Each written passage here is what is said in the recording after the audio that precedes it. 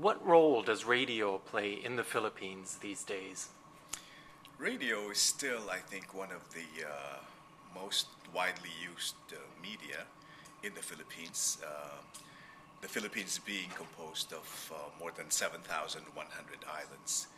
But in the urban areas, radio is starting to get less and less audience share. What parts of the audience are drifting away? The youth, mostly. I think a lot of young people now have more choices in terms of what medium they want to consume. So radio is definitely not at the top of the list. What are traditional radio stations doing in order to still attract the younger crowd? Oh, on FM, it's in the Philippines at least, it's still mostly music, and you have a rather wide range of choice in terms of niche music. It can be from the very popular to the classic and standards. But for the youth market, I think what's happening now in the Philippines is we have more interaction with the DJs, and therefore we try and relate to the youth by using their language, being less formal than it used to be, and just trying to become a friend, a pal.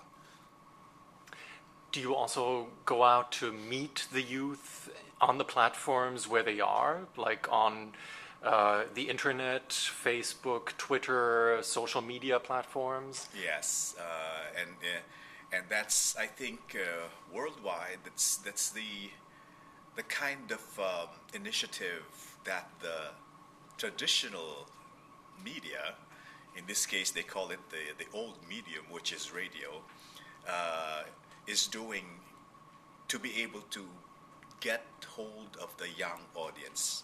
So don't wait for them to come to you. Go to where they are. And that means going online,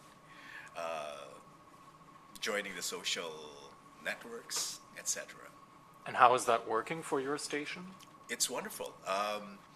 Because if they're not listening to traditional radio, then perhaps they will listen to our radio station online. And with the new website that we have, there's another area for engagement. What can the young people do on that website?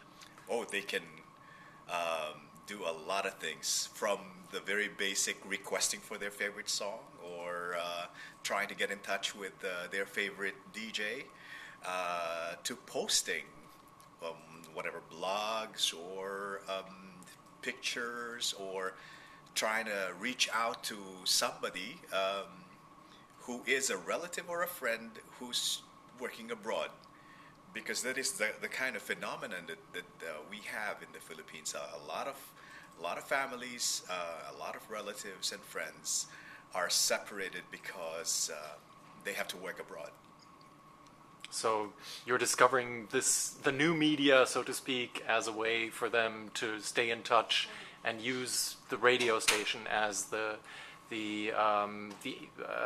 link, so to speak. The meeting place, if you will, yes. Okay. What are the biggest challenges for radio in the Philippines these days? Not all the radio stations or broadcast companies are really equipped to straddle several platforms at the same time. So this new media, as it were, in the Philippines, is something that not all broadcast stations can resort to. So there is still a gap between those who are knowledgeable in technology and those who possess the tools of technology, and those who don't. So despite the fact that SMS is something that is very common in the Philippines, when going online is not necessarily something that is very natural in terms of adaptation by the Filipinos.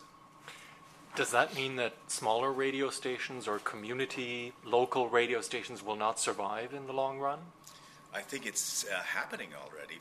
In terms of advertising revenue share, there's just not enough to go around. Especially so when you have so many radio stations on AM and FM that will need to get the ratings in order to get a decent share of the advertising pie.